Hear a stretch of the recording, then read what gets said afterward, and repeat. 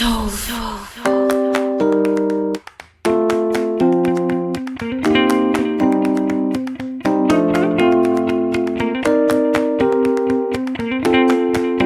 15. Konspirasi yang gagal.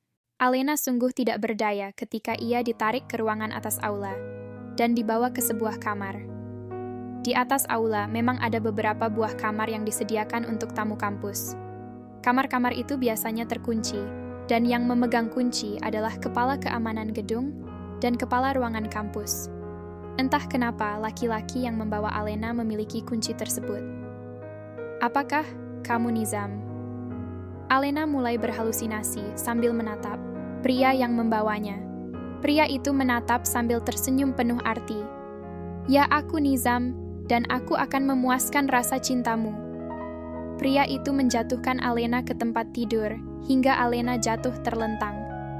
Alena menatap pria itu dengan sayu kedua tangannya terentang. Di matanya pria itu adalah Nizam yang ia impikan siang dan malam. Pria yang selalu mengisi relung hatinya. Peluk aku Nizam, cintai aku. Alena mendesah. Tubuhnya menggeliat-geliat menahan nafsunya yang membuncah. Perasaannya sudah tidak karuan oleh nafsu yang begitu membara yang tidak pernah ia rasakan sebelumnya. Nafsu itu membakar habis seluruh akal sehatnya, sehingga ia sudah tidak memiliki rasa malu lagi. Pria itu mulai melepas tuksedonya dan membuka kancing kemejanya satu persatu. Ia menatap Alena dengan pandangan penuh nafsu dan gairah. Hari ini ia akan berhasil menggagahi seorang primadona kampus sekaligus membalaskan rasa sakit hati wanita yang dicintainya bertahun-tahun. Namun sebelum ia melepas celananya, tiba-tiba pintu kamar terbuka dari luar. 3 orang pria menerjang masuk. Seorang langsung memburu Alena melepas mantelnya dan menyelimuti bahu Alena yang terbuka. Sedangkan 2 pria lagi menerjang, menghajar pria yang akan memperkosa Alena. Nizam, aku mencintaimu. Peluklah aku, jangan pernah kau tinggalkan. Alena merangkulkan tangannya ke leher pria yang menolongnya. Ia masih tak sadar dan berhalusinasi di bawah pengaruh obat perangsang. Iya, ini aku Nizam, ayo Alena kita pulang. Pria itu menatap Alena dengan mata coklatnya yang tajam. Hatinya bagai disayat sembilu menyaksikan Alena tidak berdaya. Kedua tangannya sangat erat memeluk Alena. Ia membopong Alena dengan hati-hati. Your Highness, kita, apakan pria ini? Orang yang memegang George bertanya. Belum pria itu menjawab dari arah pintu, tiba-tiba muncul Edward dan Elsa. Alena! Suara Edward tampak membana saking kerasnya. Ia tampak panik melihat Alena terkulai dalam pelukan Nizam seraya merintih memanggil-manggil. Nizam! Ia segera memburu Alena dan akan menyentuhnya ketika pria itu malah menatapnya tajam. Jangan kau sentuh dia. Bukankah kau sudah berjanji akan menjaganya? Kau mengingkarinya. Baru 2 hari yang lalu, kita berbicara, dan kau sudah mengingkarinya. Suara pria itu tampak murka. Mukanya merah padam menahan amarah. Seandainya ia tidak sedang membopong Alena, pasti ia sudah menghajar Edward dan pria yang hendak memperkosa Alena mati-matian. Nizam, maafkan aku tidak tahu sungguh akan terjadi seperti ini. Berikan Alena padaku. Edward merentangkan tangannya hendak mengambil Alena dari kedua tangan Nizam. Tidak akan kuberikan lagi Alena padamu. Tapi mengapa? Alena milikku lagi pula, bukankah kau tidak mencintainya? Suara Edward terdengar lemah dan putus asa. Aku berubah pikiran. Aku tidak ingin Alena celaka di tanganmu. Ali, Fuad, lepaskan orang itu. Biarkan Elsa yang mengurusnya. Dengar, George. Aku tidak ingin berita ini tersebar di kampus. Aku anggap selesai kasus ini jika rahasia tertutup rapat. Jika tidak, maka aku akan melaporkanmu ke polisi. Nizam berkata sambil membawa Alena pergi yang terus memanggil-manggil namanya. Edward berpaling pada George dan Elsa berganti-ganti. Wajah George dan Elsa pucat pasi. Elsa kemudian menatap George dengan geram tak kalah geramnya dengan Edward ketika memandang dirinya. Apa yang kamu lakukan, George? Tanya Elsa pada George. Mendengar hal itu, Edward langsung menyadari bahwa Elsa dalang di balik semua ini. Jadi, ini ulahmu? Edward berteriak pada Elsa. Edward, aku tidak menyuruh George untuk melakukan ini. Aku hanya memintanya untuk menjauhkan Alena darimu, dan bukannya malah menidurinya. Elsa mulai berurai air mata. Ia memegang tangan Edward. Edward menepiskannya bagai harimau terluka. Aku tidak akan pernah memaafkanmu. Edward berkata penuh amarah seraya keluar dari kamar diikuti oleh Elsa. Sebelum keluar kamar, Elsa mendelik pada George sambil mengumpat. Dasar idiot. George terduduk di atas ranjang dengan perasaan kacau balau. Ia menutup wajahnya dengan kedua tangannya. Ia masih ingat beberapa hari lalu ketika Elsa berbicara sambil menangis. Cintanya pada Edward terenggut oleh Alena. Dan Elsa ingin dirinya melakukan sesuatu agar Alena menjauh dari Edward. George adalah teman sepermainan Elsa sejak kecil. Ketika Elsa hanya menganggapnya seorang kakak. Tetapi diam-diam George mencintainya. Ia bahkan mau melakukan apa saja demi Elsa. Ia bagaikan anjing penjaga bagi Elsa. Jelas Elsa tidak pernah menyuruh George untuk memperkosa Alena. Tetapi George tadinya berpikir, jika ia memperkosa Alena maka Alena akan malu dan akan pulang ke negaranya sehingga Elsa bisa mendapatkan Edward.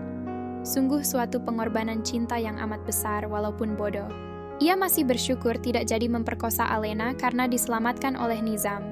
Karena kalau tidak mungkin ia akan mendekam di penjara untuk waktu yang lama. Walau ia tidak mengerti bagaimana Nizam bisa tahu rencananya. Ia juga tidak mengerti mengapa Edward dan Elsa juga bisa tahu. 2 hari yang lalu ia sudah membeli obat perangsang itu di toko penjualan alat bantu seks. Lalu ia sengaja menyuap anggota keamanan untuk meminjam kunci kamar dengan dalih kepalanya pusing. Diam-diam anggota keamanan itu mengambil kunci atasannya dan meminjamkan pada George. Lalu ia menyuap pramusaji untuk memberikan jus jeruk yang sudah diberikan obat kepada Alena. Rencana selanjutnya, ia sengaja menjauhkan Cynthia dengan memberikan telepon yang mengabarkan ayahnya mengalami kecelakaan. Sebenarnya semua berjalan sempurna kalau Nizam tidak datang. Tinggal sekarang ia harus menghadapi konsekuensi atas perbuatannya. Elsa pasti akan sangat membencinya. Walaupun tadi ia mendengar bahwa Nizam si pria itu berkata bahwa ia tidak akan memberikan Alena pada Edward. Tapi Edward pasti sekarang membenci Elsa. Walau bagaimanapun, ia harus berbicara dengan Edward bahwa Elsa tidak bersalah. Mobil limusin meluncur kencang karena perintah Nizam.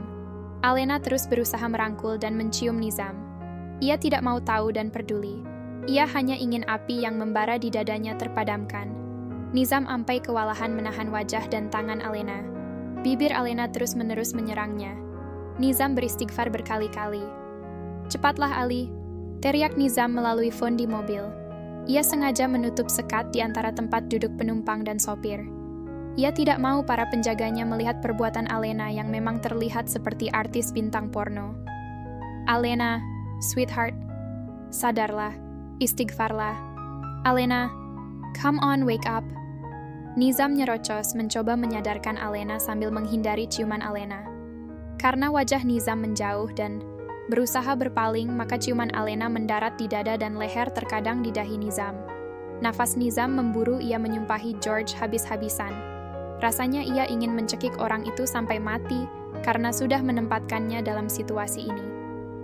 Seumur hidupnya ia belum pernah menyentuh wanita yang bukan muhrimnya. Bahkan ia menolak untuk berjabat tangan dengan seorang wanita. Ia adalah seorang pangeran, mahkota kerajaan terkaya di kerajaan aliansi.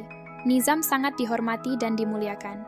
Sebagai anggota kerajaan sudah terbiasa jika tangannya dicium oleh orang yang tingkatannya lebih rendah darinya. Tetapi Nizam tidak pernah membiarkan tangannya dicium oleh siapapun. Bahkan dengan laki-laki juga ia hanya berjabat tangan. Sekarang malam ini semua prinsipnya luntur karena keterpaksaan.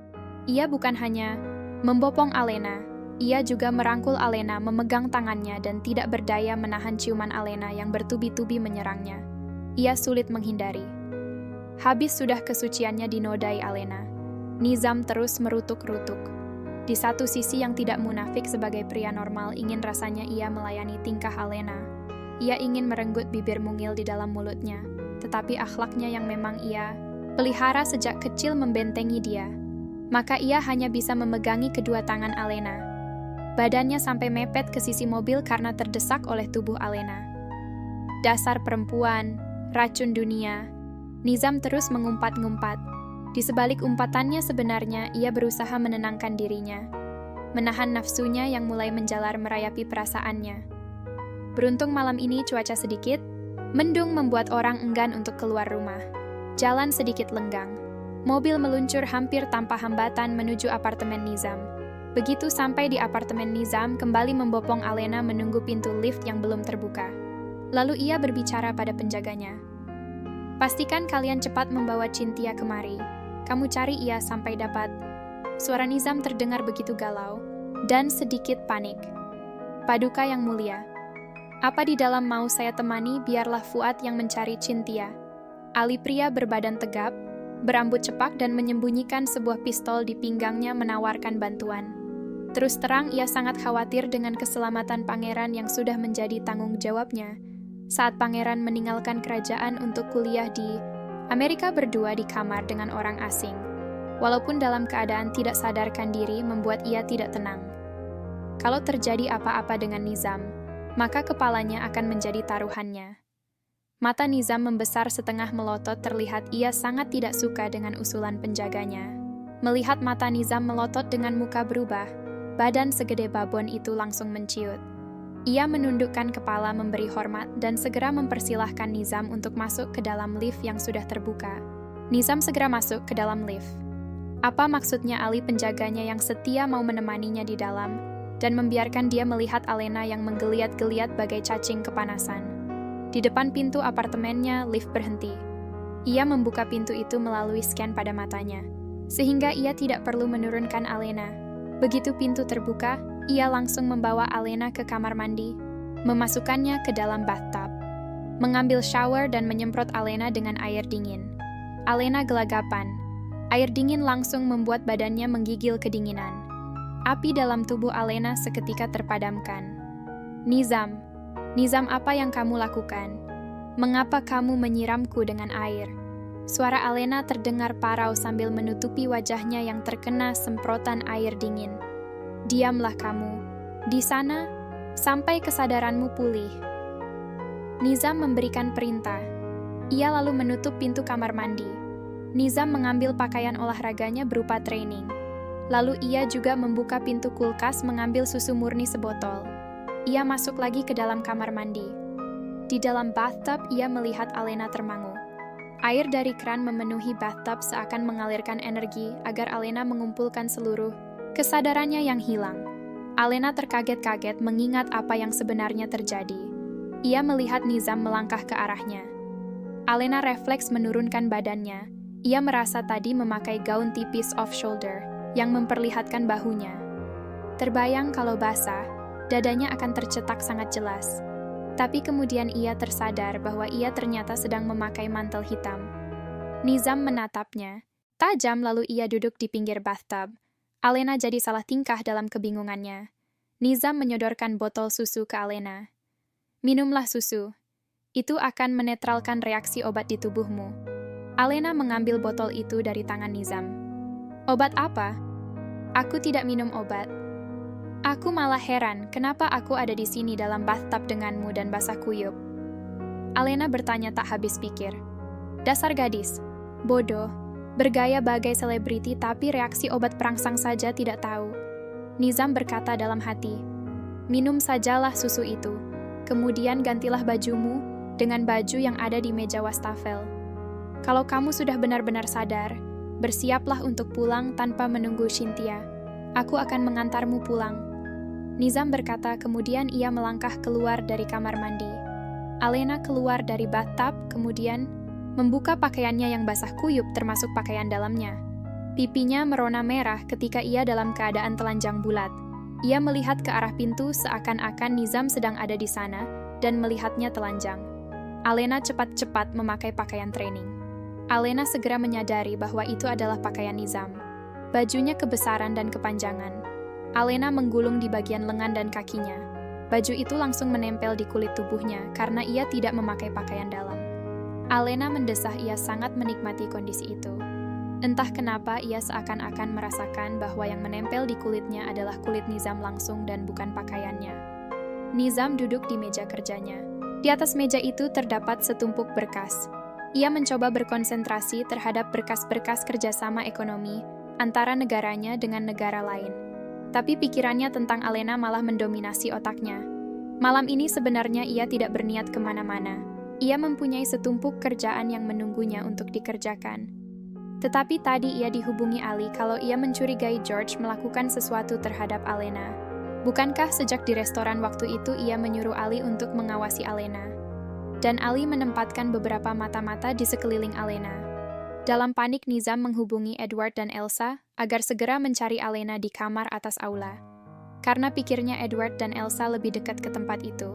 Sementara Cynthia tidak dapat dihubungi karena teleponnya terus-menerus sibuk, ia juga menghubungi Elsa agar Elsa dapat menghentikan tindakan George ke Alena. Tetapi untungnya sebelum Edward dan Alena datang, ternyata dia datang terlebih dahulu. Ia tadi naik motor dan menjalankannya bagai orang gila diikuti oleh Ali dan Fuad. Mata-mata yang disewa Ali segera menunjukkan kamar aula atas. Mata-mata itu memang tidak diminta untuk melakukan tindakan apa-apa. Di saat itulah ia membuka pintu kamar yang kebetulan tidak dikunci oleh si bedebah itu. Kemudian Elsa dan Edward datang kemudian. Nizam tidak mengerti apa yang dimiliki oleh gadis itu sehingga para pria dibuat tak berdaya olehnya termasuk dirinya. Ia selalu bersikap galak dan dingin pada Alena untuk menyembunyikan perasaannya. Sebenarnya ia mencintai Alena dari ujung rambut sampai ujung kaki. Hanya harapan untuk memiliki Alena, kemungkinan sama sulitnya dengan mempertahankan cinta Edward pada Alena. Ia tidak ingin menyakiti dirinya sendiri oleh perasaan cinta. Dari sejak remaja dulu Nizam tahu bahwa pernikahannya sudah diatur oleh pihak kerajaan. Dan agaknya sekarang ia harus bersiap bertarung dengan pihak kerajaan untuk mempertahankan cintanya. Cinta benar-benar hal yang luar biasa yang sanggup merubah kelakuan orang berubah jadi abnormal. Nizam menenglengkupkan mukanya ke tangan di atas meja. Kepalanya terasa pusing 7 keliling.